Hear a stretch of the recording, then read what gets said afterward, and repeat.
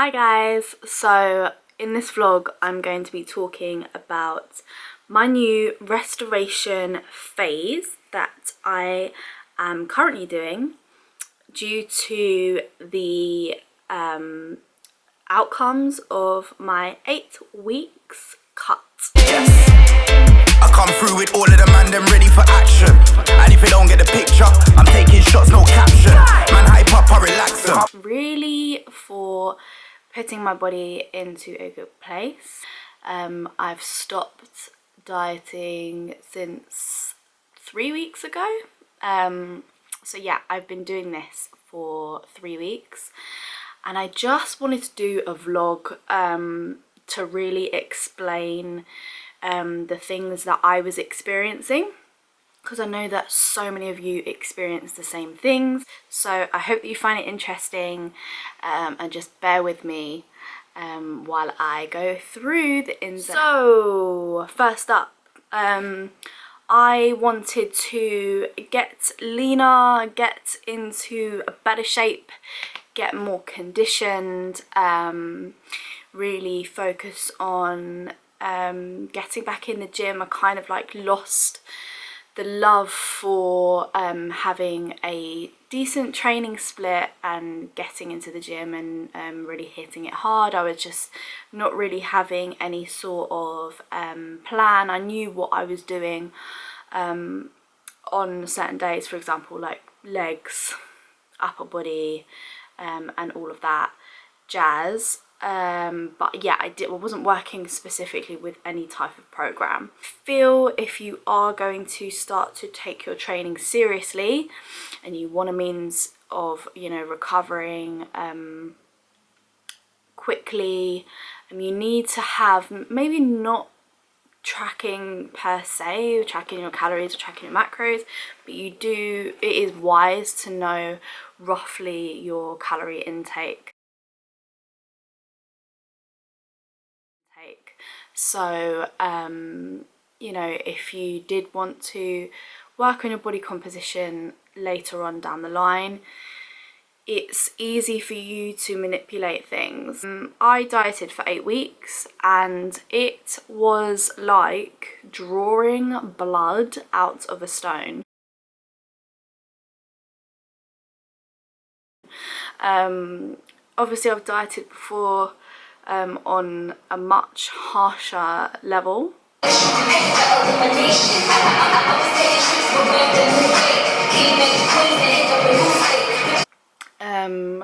So this was quite relaxed and laid back, but obviously when the results weren't coming that I wanted to achieve, things were getting a bit stressful on my side of things. Fuck it up, don't give a shit anymore. Struggle, basically.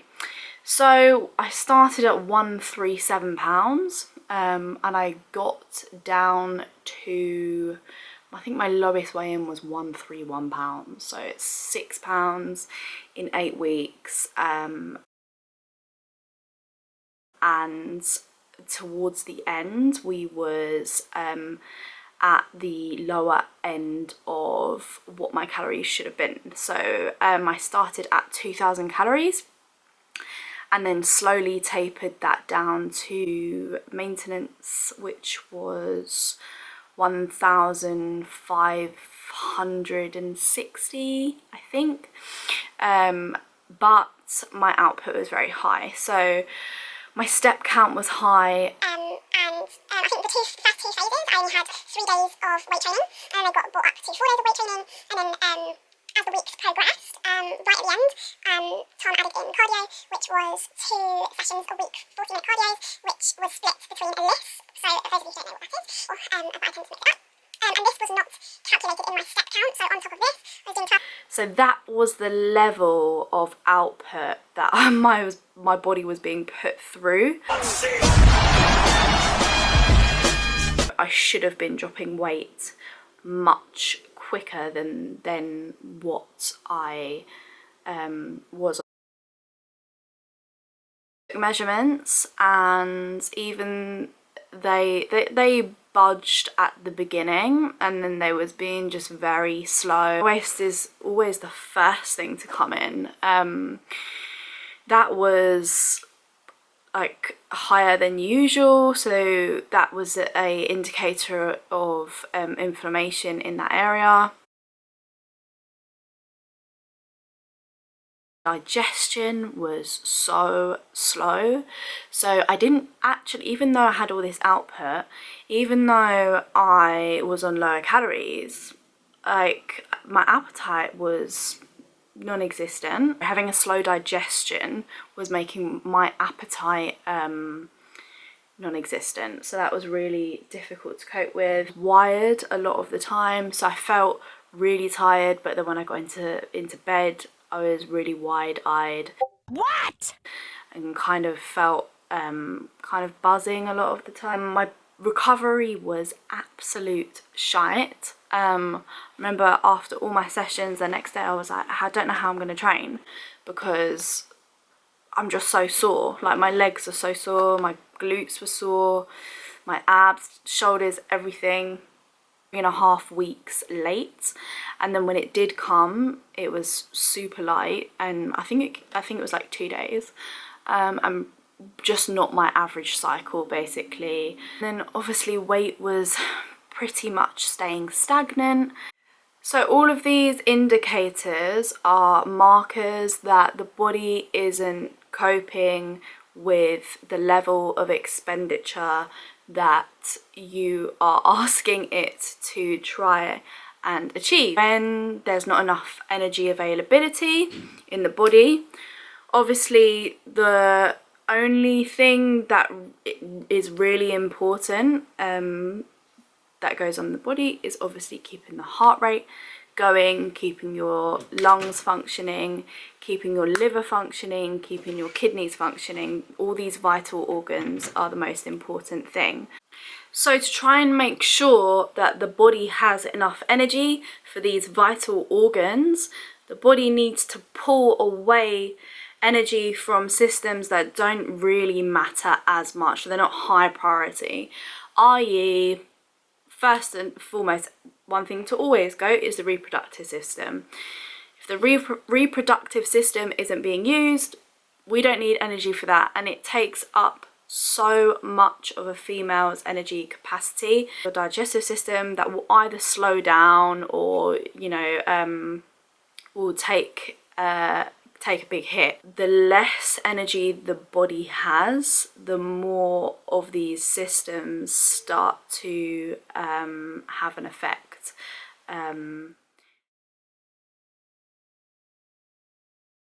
First and foremost is obviously taking your food up, and that doesn't mean to say that you have to put on loads of body fat while you're increasing your calories.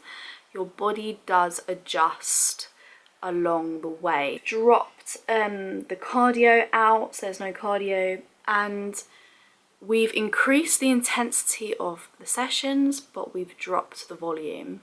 So instead of doing 4 weight training sessions that are quite long, we've shortened the period of the training sessions. So I'm now doing 3 training sessions instead of 4. But they're very much working with 5x5 sets. In fact, 3 of my sets are 5x5 sets. So there's long rest in between, but when I'm doing those sets, they are intense. So I'm literally putting 110% into those lifts, trying to get stronger. And yeah, my heart rate is still through the roof when I'm doing these reps and these sets, and I still feel like I've had a really good workout, but my volume has been cut down. This is really kind of what you want to do if you're thinking of going in and any sort of dieting phase or trying to get your body leaner. Do you know the calories that you are on at the moment? If they are too low at the moment and you want to get leaner, it's going to be very hard for you. If you're already doing a lot of training, on top of that you're very active, is there a period where you can drop that out for X amount of months? I'd say 4 or 5 months. Work on your sleep. It doesn't mean to say that you're going to put on weight.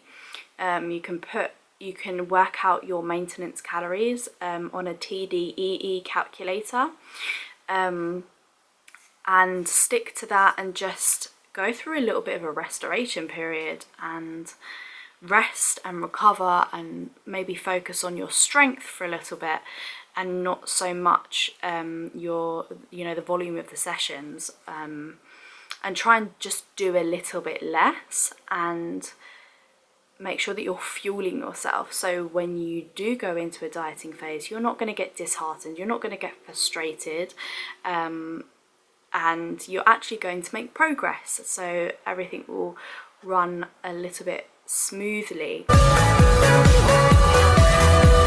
Just wanted to use this as a bit of an introductory vlog to explain what I experienced. If you guys are experiencing the same thing, what I'm doing to help me for the future.